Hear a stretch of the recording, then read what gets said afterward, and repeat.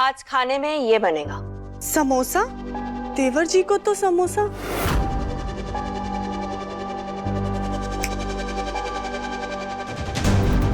देवर जी की नहीं, अब से तुम सिर्फ और सिर्फ अपने सास, ससुर और पति के बारे में सोचोगी।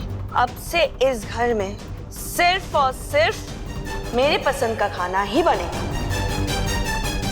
एक सेकंड, अब तुम इस गौरी को गोंद की तरह चिपका कर कहां ले जा रही हो? ये हॉल में ही रखो इसे, मैं हूं, देख लूंगी।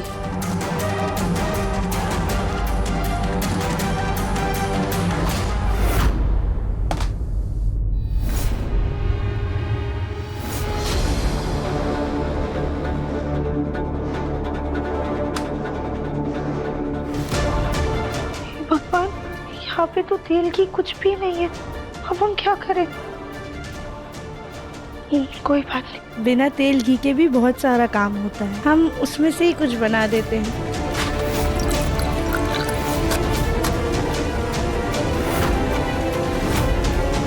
सारे मसाले माची तो अपने हिस्से में ले आई है। अब बेचारी कली भाभी खाना कैसे बनाएंगी? हे भगवान, यहाँ तो मसाले ही नहीं है। अगर मसाला मंगाने बैठे तो खाना बनाने में बहुत देर हो जाएगी। एक तो वैसे ही हमें कुछ ठीक से बनाना नहीं आता, बिना मसालों का क्या ही बनेगा। एक तो गौरी के भी खाने का टाइम हो गया है। हम एक साथ क्या क्या करें? नेल पेन लगा लेती हूँ।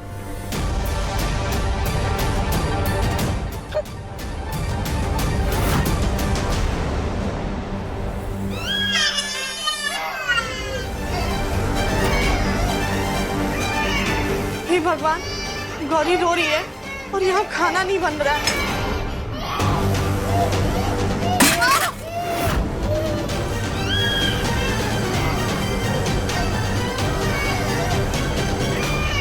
भाभी, आप ठीक तो है ना?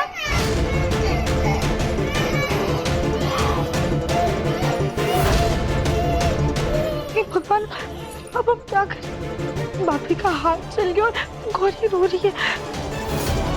एक काम करते हैं, हम भी लकीर पार कर लेते हैं, उसके बाद दादी से माफी मांग लेंगे।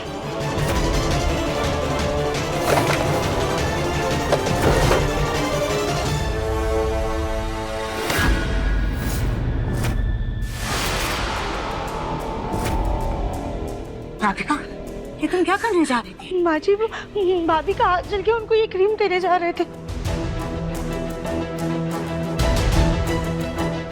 क्यों? बंटवारा करवाने का बड़ा शौक था ना तुमको?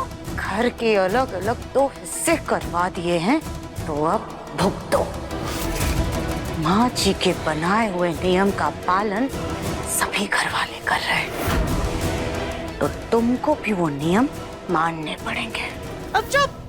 ज्यादा महान बनने की जरूरत नहीं है तुमको। जो होना था सो हो गया, लेकिन माँ जी की बात का उल्लंघन कोई नहीं करेगा। तुम बस अपने परिवार का देखो, कली को उसका परिवार देख लेगा।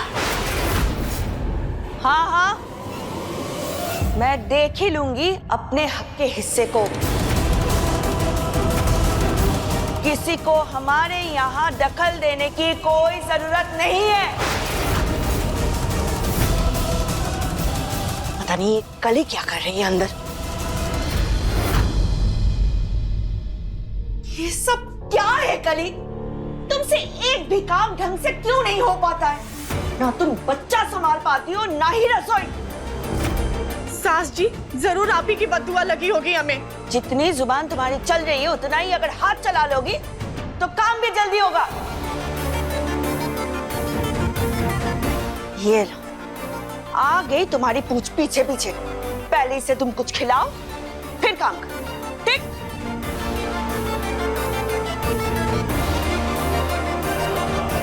राधिका, अब तुम्हें भी उस तरफ ध्यान देने की ज्यादा जरूरत नहीं है। तुम बस अपने परिवार की जिम्मेदारी संभालो, समझी?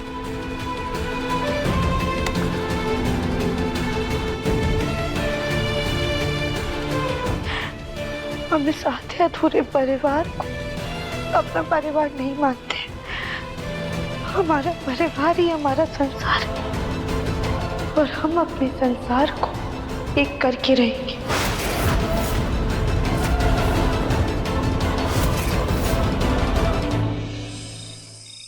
ये देख गौरी, ये देखो क्रैब।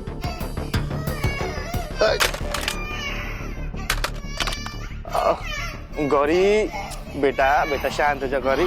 टेडी, ये देखो, ये वाला टेडी देखो। गोलू जी, ये इतना रो क्यों रही है? चुप होने का नाम ही नहीं ले रही है।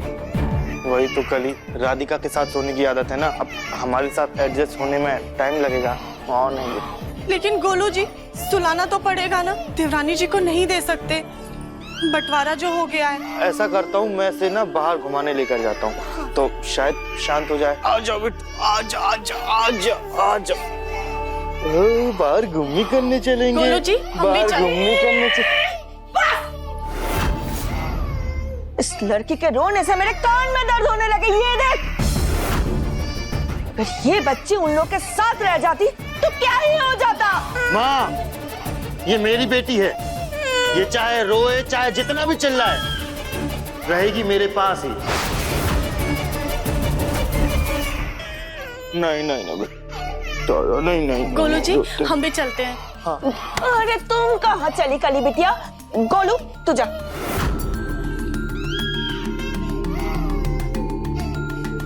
शांति है।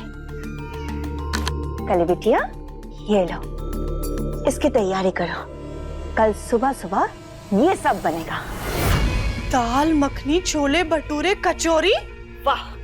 इतना सब कुछ सिर्फ 5 लोगों के लिए? 5 नहीं, 15 लोगों के लिए। आज मैंने अपने दोस्तों के लिए इस घर में पार्टी रखी है। अब मैं इस घर की मालकिन हूँ, मालकिन। तो अपना रुबाब तो दिखाओ। सास जी, हम कुछ करें तो आप गोलू जी के पैसों की माला जपती हैं, फिजूल खर्ची के 50 ताने मारती हैं, और जब आप खुद पैसों में आग लगा रही हैं तब कुछ नहीं सास जी। कली बिटिया, मेरा गोलू कंपनी का चेयरमैन बना है, तो इस खुशी में पार्टी तो बनती है। शौक से कीजिए पार्टी, हम आपके नौकर नहीं हैं। गिनती से 2 ही चीज बनाएंगे, बाकी का मेहनत आप खुद कर लीजिए।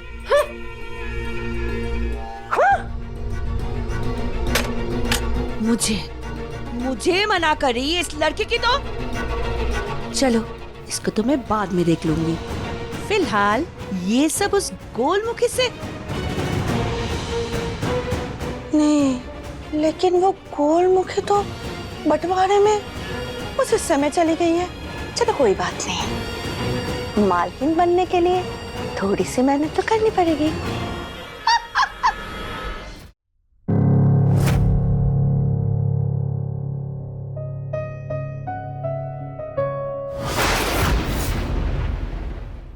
दादी, खाना खा लीजिए। खाना ले जा राधिका, मुझे भूख नहीं। दादी, आपने सुबह से कुछ नहीं खाया है, थोड़ा सा खा लीजिए। हंसते खेलते परिवार का जब बंटवारा हो जाए तो खाना हल्क से नीचे नहीं उतरता बेटा। 2 कमरों का घर खरीदा था तुम्हारे दादाजी ने। इसका कोना कोना हमने बहुत प्यार से संजो के रखा था, संवारा था। फिर बच्चे बड़े हुए, उनकी शादियां हुई, सुजाता कविता आई। उन दोनों ने भी इस घर को बड़े प्यार से संजोया, संवारा। जग्गू ने दिन रात मेहनत करके इस व्यापार को बढ़ाया और मिलके ही जाकर बना ये बंगला।